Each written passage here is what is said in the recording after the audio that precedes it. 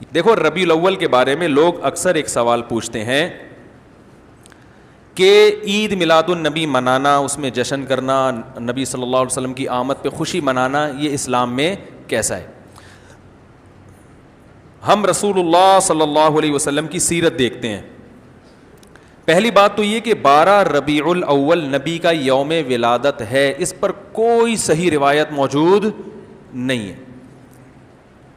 اگر ہے تو بھائی کوئی دکھا دے، بھائی یہ روایت ہے، اس کے یہ راوی ہیں، سارے ثقہ راوی ہیں. ایسی کوئی روایت موجود نہیں ہے، اور اس کی وجہ یہی ہے کہ اللہ تعالیٰ نے اپنے نبی کی ولادت کے دن کو امت سے چھپا لیا ہے تاکہ اس میں خرافات نہ، کیونکہ پچھلی امتوں نے کیا نا اپنے انبیاء کی ولادتوں کے دن کے ساتھ.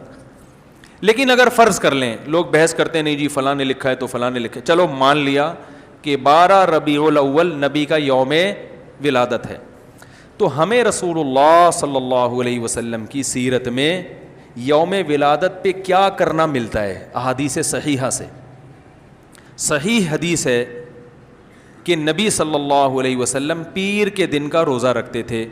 صحابہ نے پوچھا کیوں؟ آپ نے فرمایا یہ میرا یوم ولادت، پیر کو آپ پیدا ہوئے. اب دیکھو پیر کو نبی نے روزہ رکھ کے یہ بتا دیا کہ اس میں عید کا تصور نہیں ہے، کیونکہ عید اور روزہ جمع، بولنا پڑے گا آپ لوگوں کو، جمع نہیں ہو سکتے. اب اس کو سیلیبریٹ نہیں کیا جا سکتا.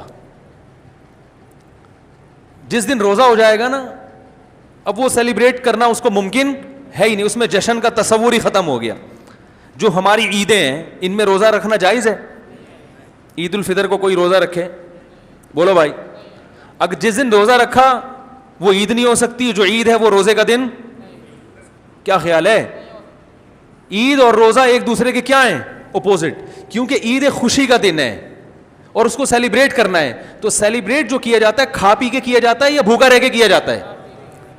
دیکھو آپ کے بچے کا امتحان میں پاس ہو گیا اچھے نمبروں سے، بہت خوش ہیں آپ نے تمام رشتہ داروں کو فون کیا، بھائی میرا بچہ 100 نمبروں سے پاس ہوا ہے، میں بہت خوش ہوں اور میں اب جشن مناؤں گا، ایک سیلیبریٹ کروں گا اس کو. بھائی کیسے کریں گے؟ بھائی آپ تمام لوگوں سے گزارش ہے کہ صبح کا ناشتہ بھی چھوڑ دیں اور کل دوپہر کا کھانا بھی چھوڑ دیں. ہاں بھائی یہ کیا ہو گیا بھائی؟ یہ خوشی ہے یا کوئی غم ہے بھائی؟ روزہ کوئی غم کی علامت نہیں ہے لیکن خوشی بھی نہیں ہے. خوشی کا مطلب خوشی کو سیلیبریٹ کرنا نہیں ہے، منانا. خوش ہونا ایک الگ چیز ہے، خوشی منانا. بھائی خوش ہونے پر تو ہم بھی کوئی پابندی نہیں لگا رہے کہ آپ 12 ربیع الاول کو خوش ہو جائیں. مسئلہ ہے خوشی منانا. منانے کا صرف عید کو خوش ہونے پر کبھی بھی نہیں منائی جائے گی، صرف عید کے دن یا کوئی خوش یعنی یہ کوئی کھانا کھلا کے. تو آپ کے بچہ 100 نمبروں سے پاس ہوا، آپ نے کہا کہ ہم خوشی منائیں گے. بھائی کیسے منائیں گے؟ آپ بھی کھانا چھوڑ دیں اور ہم بھی کھانا لے. بھائی وہ کہیں گے بھائی پہلے ہم اس طرح تو ہوگا کہ آج ہم زیادہ کھائیں گے، اس طرح تو منائی جاتی ہے. تو یہ بات سمجھ میں آ گئی. دوسری بات، دوسری دلیل، جمعے کا دن بھی چھوٹی عید ہے نا، اس کو بھی عید کہا گیا ہے روایتوں میں. اسی وجہ اور عید کے بہت سارے احکام جمعے کے دن بھی لاگو ہوتے ہیں. غسل کر کے نہا دھو کے مسجد میں اجتماع ہوتا ہے، عید کے دن بھی غسل کر کے نہا دھو کے اجتماع ہوتا ہے. نبی جمعے کے دن بھی اچھے کپڑے پہنتے تھے، ہم عید کے دن بھی بولتے کیوں نہیں اچھے کپڑے پہنتے ہیں. جمعے کے دن بھی خوشبو لگا کے نہا دھو کے، عید کے دن بھی ایسے ہی. اور حدیث میں جمعے کے دن کو بھی روزے کے ساتھ خاص کرنے سے منع کیا گیا ہے. لا تختصوا لیلۃ الجمعۃ بصلاۃ ولا یوم الجمعۃ بصوم. حدیث میں آتا ہے جمعے کی جو رات ہے اس کو عبادت کے ساتھ خاص مت کرو اور جمعے کے دن کو روزے کے ساتھ خاص مت. جمعے کو روزہ رکھنا کوئی اضافی فضیلت نہیں ہے. ویسے جائز ہے روزہ رکھنا کہ آپ کی چھٹی جمعے کو ہوتی ہے اس لیے رکھ لیا تو ایک الگ بات ہے، لیکن اس کو خاص فضیلت دے کے رکھنا تو یہ مکمل عید تو نہیں ہے. اس میں عید کا لک بہرحال بولو بھائی ہے. خطبہ بھی ہے، جیسے عیدین میں خطبہ بھی ہوتا ہے، 2 رکعتیں ہیں، عیدین میں بھی 2 رکعت، تو لک ہے اس میں. اب ذرا ٹیکنیکل پوائنٹ کو سمجھیے گا آپ لوگ. یہودی سب سے پرانی قوم ہے، ان کے لیے جو مقدس دن تھا وہ کون سا تھا؟ ہفتہ، اور وہی ان کی چھوٹی عید تھا. سمجھ رہے ہیں نا, اسی میں وہ اجتماع کرتے تھے. عیسائی اس کے بعد آئے, ان کے لیے کون سا ہوا؟ اتوار کو, جو ہفتے کے بعد ہے. مسلمان ان کے بھی بعد آئے, تو ہمارے لیے کون سا ہونا چاہیے تھا؟ پیر. اور یہ یوم ولادت بھی تھا, تو اس کو تو زیادہ فضیلت ہونی چاہیے تھی نا بھائی, عقلی لحاظ سے بھی اور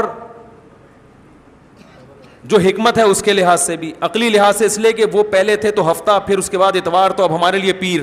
اور اس لیے بھی کہ نبی کا یوم ولادت ہے, تو یہ بطریق اولا پیر کے دن کو فضیلت ملنی چاہیے تھی, کیونکہ وہ نبی کا یوم ولادت ہے. لیکن چونکہ اس میں عید کا کانسیپٹ ہے نا, اس لیے پیر کا نہیں ہوا, بلکہ ریورس کر کے کہاں لے گئے؟ جمعے کی طرف. تو پیر کے دن یا نبی کے یوم ولادت سے عید کا کانسیپٹ اسلام نے کھرچ کھرچ کے نکال دیا ہے, کہ اس میں عید کا کانسیپٹ ہو ہی نہیں سکتا, اپوزٹ ہے اس کا, روزہ ہے. بات آ رہی ہے سمجھ میں؟ تو اس لیے 12 ربیع الاول اگر نبی کا یوم ولادت ہے بھی, تو بہت کچھ بھی اگر کرنا ہے تو روزہ رکھنا, ہم تو اس کے بھی قائل نہیں ہیں روزے رکھنے کے, کیونکہ نبی نے پیر کا رکھا ہے, 12 ربیع الاول کا نہیں رکھا. لیکن اگر آپ کو کھینچ تان کے کچھ نہ کچھ ثابت کرنا ہی ہے, تو آپ اس دن کو روزے کا تو قرار دے سکتے ہیں. آپ اس دن کو سیلیبریٹ کرنا یا عید قرار دینا آپ کے لیے ممکن, قرآن و سنت نبی کی تعلیمات کے مطابق عید کا دن قرار دینا ممکن نہیں ہے, آپ ممکن نہیں ہے. دوسری بات, ابھی بات مکمل نہیں ہوئی ہے, ایک پوائنٹ اور رہ گیا. اسلام میں عیدیں صبح کے وقت ہوتی ہیں, رات کو عیدیں غیر مسلموں کی ہوتی ہیں.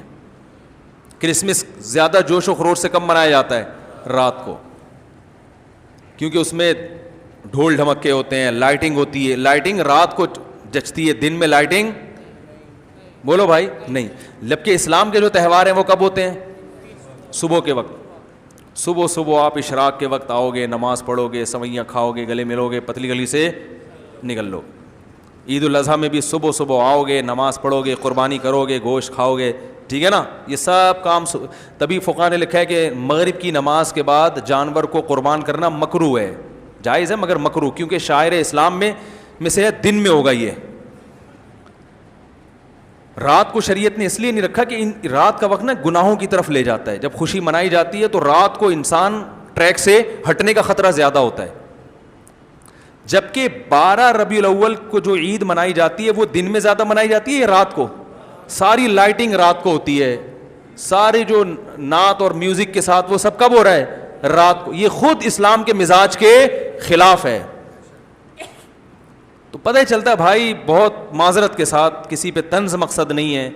دیکھو اللہ اس کے رسول صلی اللہ علیہ وسلم کو فالو کرنا یہ عشق نبی ہے اصل.